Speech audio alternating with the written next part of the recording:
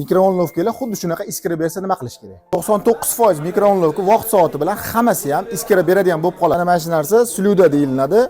Slyuda yog' teganiga, chirk teganiga va namlangan hisobiga iskira beradigan bo'lib qoladi.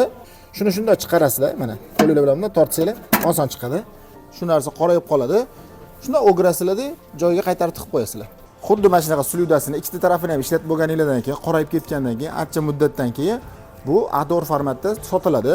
Ruchka bilan chizasizlar-da, ustiga qo'yib kesib olasizlar, yangi qilib yana joyiga qo'yasizlar. Ishlayveradi xuddi shunaqa. Ustiga olib borish kerak emas, pul to'lash kerak emas. Video foydali bo'lgan bo'lsa, bitta like bosinglar va kommentariyada yozib ketinglar. Oldin shu usulda mikro'o'nlovkani tuzatishni bilarmi deylar va mikro'o'nlovkasi bor tanishlariga bu videoni jo'natib qo'yinglar.